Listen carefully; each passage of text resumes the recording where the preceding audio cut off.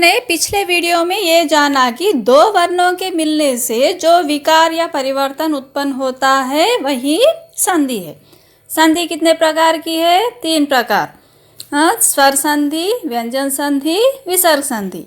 यानी दो स्वर वर्णों के मिलने से जो विकार उत्पन्न होता है वही स्वर संधि है। स्वर क्या क्या है बोलिए? आ से लेके औ तक जो स्वर है, इनमें से कोई दो स्वरों के मिलने से जो विकार या परिवर्तन उत्पन्न होता है उसी को स्वर संधि कहते हैं।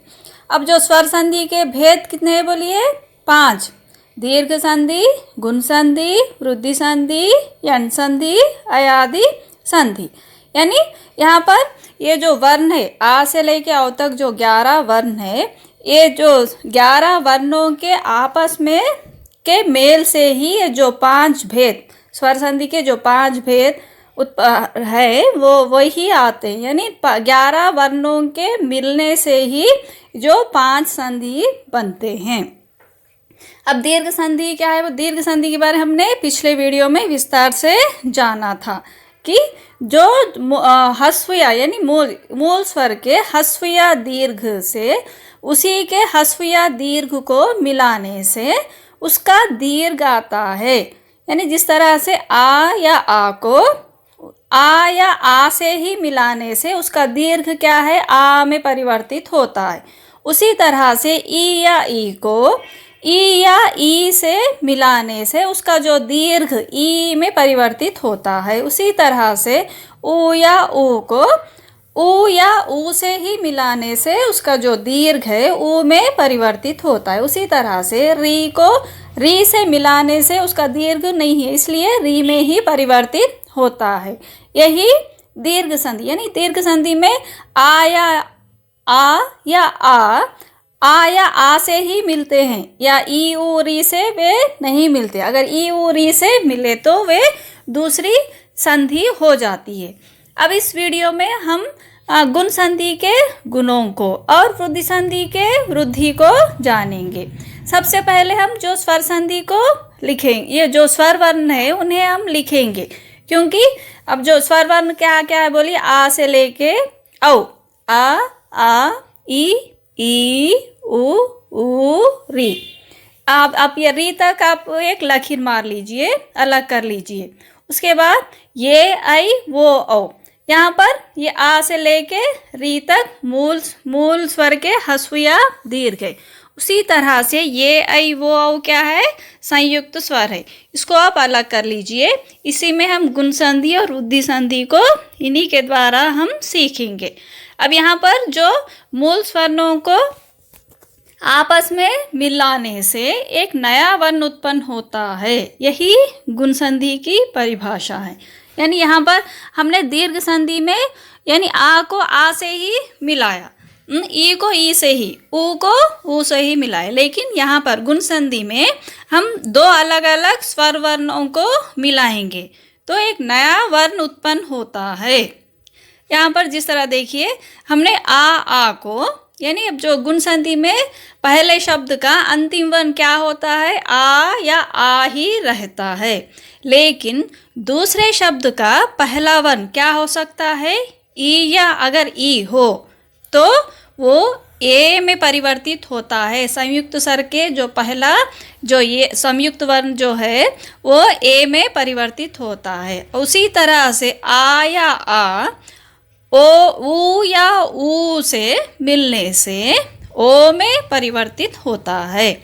उसी तरह से आ या आ री से मिलने से अर में परिवर्तित होता है।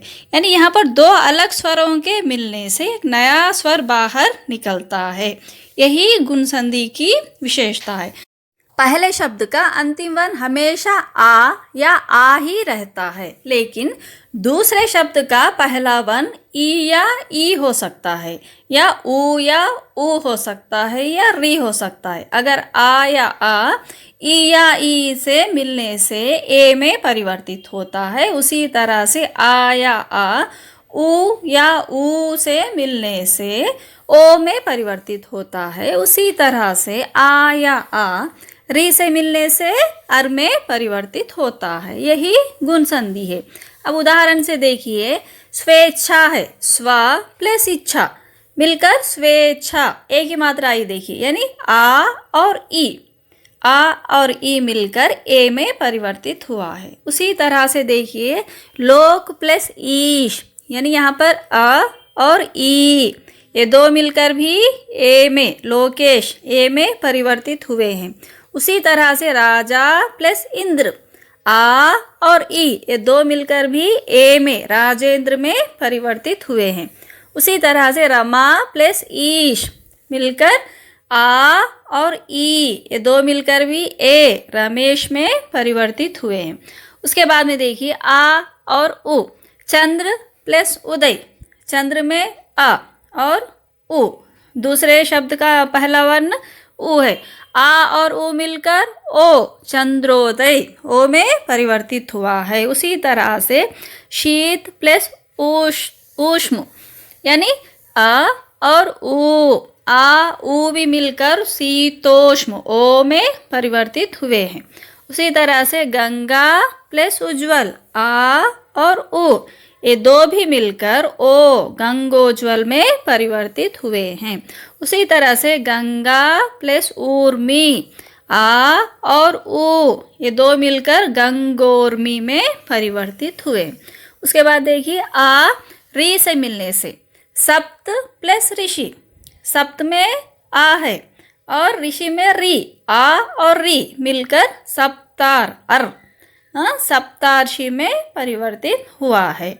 उसी तरह से राजा प्लस ऋषि, आ और री मिलकर राजार्षि में परिवर्तित हुआ है। यही गुण संधि, यानी गुण संधि में आ और आ, यानी पहला शब्द का अंतिम वर्ण आ या आ ही रहेगा, लेकिन दूसरे शब्द का पहला वर्ण ई या उ या री, ये तीन हो सकते हैं। अगर अगर मिले तो वो फिर दीर्घ संधि में परिवर्तन, आ को छोड़कर जो मूल स्वर के ह्रस्व या दीर्घ है, ई उ री, इनसे मिलाने से जो दूसरा यानी नया वर्ण उत्पन्न होता है, यही गुण संधि है।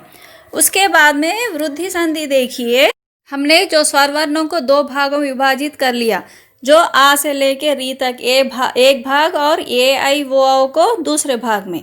अब आ जो पहले भाग के वर्णों से मिलने से क्या होता है, गुण संधि में परिवर्तित होता है, गुण संधि कहलाता है। वही आ यानी जो दूसरे भाग के जो संयुक्त वर्ण है, ये आई और वो औ, इनसे मिलने से उनमें जो आई में यानी आ ये या आई में, आई से मिलने से आई में ही परिवर्तित होता है। उसी तरह से आ या आ, ओ या औ से मिलने से उसमें जो औ में ही परिवर्तित होता है, यही वृद्धि संधि है। गुण संधि की तरह वृद्धि संधि में भी जो पहले शब्द का अंतिम वर्ण आ या आ ही रहेगा, लेकिन यहाँ पे दूसरे शब्द का पहले वर्ण जिस तरह गुण संधि में ई उ री होते हैं, उसी तरह से यहाँ पर ये आई या वो औ होते हैं। अब ये जो भी शब्द में अगर आप शब्द के बीच में आप या आई की मात्रा या औ की मात्रा कहीं भी दिखे, आप उसे वृद्धि संधि ही समझिए।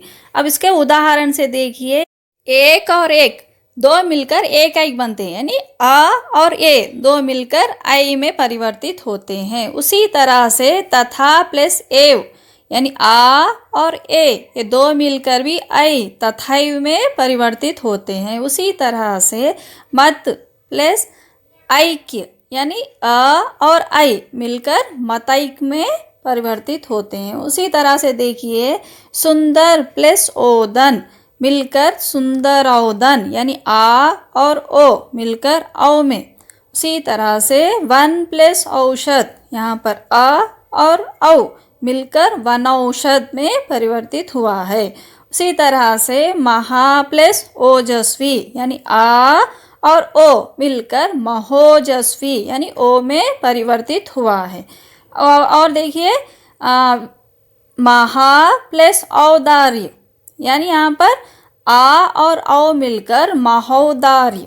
इस तरह अब देखिए, आ को ये से मिलाओ या ऐसे मिलाओ, दो भी आई में ही परिवर्तित होते हैं। उसी तरह से आ या आ को ओ से मिलाओ या औ से मिलाओ, औ में ही परिवर्तित होते हैं, यही वृद्धि संधि है।